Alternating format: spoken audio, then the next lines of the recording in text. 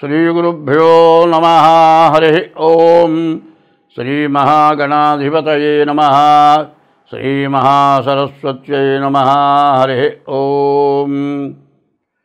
యకర్తా జగతాం భర్తా సంహర్తా మహసాం నిధిః ప్రణమామి తమాదిత్యం బహిరంతస్తమోపహం. 2025 సంవత్సరం నవంబర్ నెల 6వ రాశి కన్యారాశి. ఈ కన్యారాశి ఎట్లా ఉందో చూద్దాం. ఈ కన్యారాశి చెప్పాలి అంటే కొంతవరకు బాగానే ఉంది. ఎందుకంటే మరి గ్రహాల్లో కల్లా కూడా 3 గ్రహాలు బాగున్నాయి. 3 గ్రహాల్లో కుజుడు, శుక్రుడు, గురువు. ఈ 3 గ్రహాలు బాగున్నాయి. కుజుడు స్వక్షేత్రంలో ఉంటాం, శుక్రుడు స్వక్షేత్రంలో ఉంటాం. చాలా బలం అని చెప్పాలి. శుక్రుడు వల్ల వివాహం కావటానికి, ఇల్లు కొనుక్కుంటానికి, ఇల్లు రిపేర్ ఉంటే చేసుకుంటానికి, కుజుడు బాగుండటం చేత ఇల్లు లేని వాళ్ళు ఇల్లు కొనుక్కుంటానికి కానీ, కొత్త పొలాలు కొనుక్కుంటానికి కానీ చాలా బాగుంది. గురువు వల్ల చదువు మరి చదువుకుంటానికి బాగా అవకాశం ఉంది. విదేశాలకు వెళ్ళటానికి కూడా పూర్తిగా అవకాశం ఉంది. ఉద్యోగం, మంచి ఉద్యోగం రావడానికి అవకాశం ఉంది. కానీ వ్యాపారస్తులకు కానీ, తర్వాత ఇనుముకి సంబంధించిన వ్యాపారం చేసేవాళ్ళకి కానీ, మరి మోటార్ సైకిళ్ళు, మోటార్కి సంబంధించిన కార్లు కావచ్చు, బస్సులు కావచ్చు, రైళ్ళు కావచ్చు, ఇనుముకి సంబంధించినవి ఏవైనా సరే పూర్తిగా బాగా లేదు. తర్వాత ఎందుకంటే చెప్పేది అందరికీ బాగుంటే మనం బాగుంటాం. ఒకరికైనా బాగుంటే మిగతా వాళ్ళు బాగుండకపోతే ఏం చేస్తాం? చాలా ఇబ్బందిగానే చెప్పాలి. కుజుడు వల్ల, శుక్రుడు వల్ల, గురువు వల్ల కొంత మేలు జరుగుతుంది. ఏది ఏమైనా ఈ కన్యారాశి వాడు కూడా వచ్చిన రూపాయలను జాగ్రత్తగా పెట్టుకోవాలి. ఇప్పుడు ఉన్న పరిస్థితులు ఏమిటాయంటే పండగలు బాగా వచ్చినాయి. పండగ వచ్చిందంటే ఆనందం. పండగ రోజు ఏదో కొనుక్కోవటం, కొత్త గుడ్డలు కొనుక్కోవటం, ఏదో చేసుకోవటం.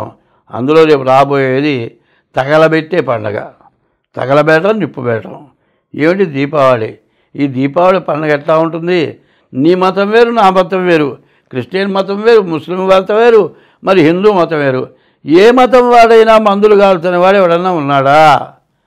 పిల్లలు ఇంటో ఊరుకోరు మందులు లేకపోతే. మందులు కాల్చాల్సిందే. మరి ఏ మతానికైనా మందులు కాల్చడం. ఈ తగలబెట్టేదంటూ వచ్చేది ఏమన్నా ఉందంటే ఏమీ లేదు. ఎవరికైనా అంత అన్నం పెడితే ఇబ్బంది లేదు. గుడ్డ లేని వాడికి గుడ్డ ఇస్తే ఇబ్బంది లేదు. మందులు మాత్రం విపరీతంగా కాల్చడం. ఇక రోడ్లను పోయేవాడు రోడ్డుకు పోవటానికి వీలు లేకుండా పోవటం. ఇట్లాంటి ఇబ్బందులన్నీ కూడా రావటానికి బాగా ఎక్కువగా అవకాశం కనబడుతోంది. సరిగా చెప్పాలంటే ఈ ఆశ్వేజ కార్తీక మాసాలు డబ్బులన్నీ పాడు చేసుకుంటానికి మంచి సమయం. డబ్బులు బాగు చేసుకుంటానికి, దాచిపెట్టుకుంటానికి మంచి సమయం కాదు.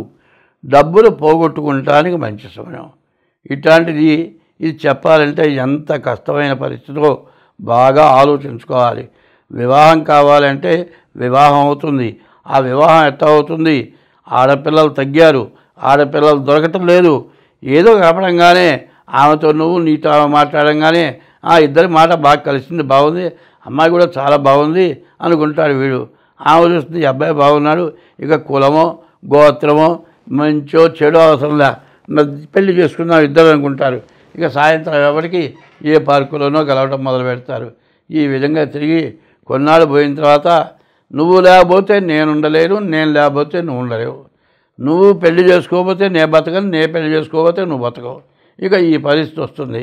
ఇంకా కొన్నాళ్ళ పాటు పెద్దవాళ్ళు చెబుతా ఏమంటారో భయపడతారు. చిన్నగా తిరిగి లాడ్జింగుల దాకా పోతుంది వ్యవహారం. అంతా అయిపోయిన తర్వాత ఇంటికి పోయి మేము ప్రేమించుకున్నాం, పెళ్లి చేసుకున్నాం. అదే మీ పేరుతో బాగుందో లేదో చూడాలరా. సో నువ్వు చూసినా బాగున్నా బాగుండమే మేము చేసుకునేదే. మేమిద్దరం ఇష్టపడ్డాం. మా పెళ్లి విషయంలో మీకేం సంబంధం? మాకు ఇష్టమైన పిల్లలు మేము చేసుకుంటాం. మీరు చూసినా కూడా మాకు ఇష్టం కాకుండా చేస్తారా? మాకు ఇష్టమైన పిల్లలు మేము చేసుకుంటాం కాబట్టి మేము పోయి గంగలో దూకిన చూస్తూ ఊరుకోమంటారు. ఆ విధంగా చేసుకొని ప్రతివాళ్ళు కూడా మరి 3వ రోజే విడబడే పరిస్థితి వచ్చి చాలా ఇబ్బందులు పడుతున్నారు. వివాహ వ్యవస్థ పూర్తిగా భ్రష్టు పట్టిపోయింది. అది మాత్రం బాగా గుర్తుపెట్టుకోండి. ఇప్పుడు మేషరాశి దగ్గర నుంచి మీనరాశి వరకు అన్ని రాశులకి కలిసి వచ్చే మార్గం ఒకటి చెబుతా. ఎట్లా అంటే ఏమండి డేట్ ఆఫ్ బర్త్ రాశారు అంటారు, శిరస్సు కనపడగానే పుట్టినట్లు. ఒక బిడ్డ 10 నిమిషాలు బయటకు వస్తుంది, 15 నిమిషాలు, 20 నిమిషాలు ఇంత ఒత్తిడితో బయటకు వచ్చిన తర్వాత చేసేటప్పటికి ఇంకో 10 నిమిషాలు, అర్ధగంట పడుతుంది. మరి టైము తేడా, లగ్నం తేడా, నక్షత్ర పాదం తేడా, నక్షత్రం తేడా, ఇట్లా వచ్చి చెప్పిన జాతకమే తారుమారవుతుంది. ఒకవేళ సరిగ్గా ఉన్నా మీరు చేసుకున్న పాపం వల్ల కొంత నష్టం జరుగుతూ ఉంటుంది. మరి ఇవన్నీ కూడా మహాపాపాల వంశంలో కొంతమంది మహాపాపాలు చేస్తారు. వాళ్ళు చేసిన పాపం బిడ్డ తరం అనుభవించాల్సి వస్తూ ఉంటుంది. ఎన్ని శాంతులు చేసినా, ఎన్ని పూజలు చేసినా ఆ బాధలు తీరవు. చూడండి, ఈ కలియుగంలో విపరీతమైన పాపం పెరిగి ఈ సంవత్సరం వచ్చినంత బాధలు ఎవ్వరికీ రాలే, ప్రపంచం అందరికీ వచ్చింది. ఈ బాధలు ఎందుకు వచ్చినాయి? మనకు తెలిసి చేతులారా పాపం చేసుకున్నాం.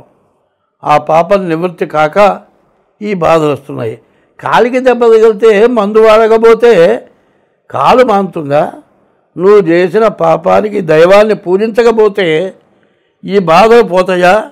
ఇట్లాంటి బాధలు పెరగడానికి కారణం మనమే. ఎందుకంటే వేదంలో కొన్ని విషయాలు చెప్పారు. మరి వేదం అంటే అందరి వల్ల కాదు. వేదంలో మరి 18 పురాణాలు, 18 పురాణాలు వ్యాసుడు రాశాడు. అన్నిట్లోకి అన్నీ రాసినా కూడా ఆయనకి ఏదో బాధగా ఉందట. నారదుడు చూసి, ఏందయ్యా ఏదో పరాయజానంగా ఉన్నావు ఏమిటి అంటే, ఏమిటోనండి ఇన్ని పురాణాలు రాసినా నీదేంతో తప్పు చేశారనిపిస్తోంది అంటే, అప్పుడు ఆయన అన్నాడు, నువ్వు ఎన్ని పురాణాలు రాసినా దైవాన్ని పూజించే విధానం, దైవ భక్తి కలిగింది నువ్వు ఏది రాయలేదయా. అందువల్ల దైవ భక్తి రావాలి అంటే రామాయణ, భారత, భాగవతాలు అన్నిట్లో కలిపి మరి భాగవతం అనేది రాయమన్నాడు. ఆ భాగవతం ఎట్లా ఉంటుందంటే, భాగవతం భాగవతం భాగవతం భాగవతం అంట మొదలు పెడితే భాగవతం చెడిపోం. భాగవతం అటువంటి భాగవతంలో గజేంద్ర మోక్షం అని ఉంది. ఈ గజేంద్ర మోక్షం 40 రోజులు చేయించుకుంటే మీకు ఎటువంటి దోషాలున్నా పోతాయి. కాదు అంత ఓపిక లేదు, 21 రోజులు చేయించుకోండి. కాకపోతే 11 రోజులు చేయించుకోండి. ఏమండి పుస్తకాలు అమ్ముతున్నారు, మేము చేసుకుంటామంటే దాంట్లో ఒక పద్యం చెబుతాను. మరి విష్ణుమూర్తి వెళుతుంటే అమ్మవారు వెనకాడితే పోతుంది. ఆయన్ని అడుగుదాం, ఎక్కడికి పోతున్నావు అని అడుగుదామనే పద్యం ఇట్లా రాశారు. అడిగేదన నీకు అడుబడి జను నడిగిన తన మగడు నుడుగడని నడ యుడుగున్ వెడనెడ సిరిముడి తడబడ నడుగిడదు జడేమా నడుగిడు నెడలను. ఈ పద్యం ఎవరన్నా ఒకసారి పుస్తకం చూసిన వాళ్ళు చెప్పగలుగుతారా? ఇట్లాంటి కఠినమైన పద్యాలు ఉన్నాయి. వాటిని తప్పుపడకుండా పారాయణ చేయాలి. మరి సప్తశతిలో మరి భార్యాము రక్షత భైరవేమనుంది. వాడు పొరపాటు పడి భార్యాము రక్షత భైరవేం అనే బదులు భార్యాం భక్షత భైరవేం అన్నాడు. భార్యను తినేసింది అమ్మవారు. కాబట్టి తప్పులు పడితే దోషాల వల్ల ఇబ్బంది వస్తుంది. కాబట్టి జాగ్రత్తగా చేసే వాళ్ళ చేత అది పారాయణ చేయించుకోండి. మరి ఇట్లా చేస్తే మీకు అన్ని విధాలా బాగుంటుంది. అవసరమైతే మాకు ఫోన్ చేయండి, దానికి తగిన ఫీజు చెల్లించి మరి ఆ భాగవతం పారాయణ చేయించుకోండి. నేను ఇప్పటికీ కనీసం 25 సంవత్సరాల నుంచి చేస్తూ ఉన్నాను. అనేక కష్టాల్లో నేను బతకడం కంటే చచ్చిపోదామన్నంత పరిస్థితి వచ్చింది. ఎన్నో యాక్సిడెంట్ అయినాయి, ఎన్నో ఆపరేషన్లు అయినాయి. ఈ బాధలతో ఇక బతకకూడదు అనుకున్నాను.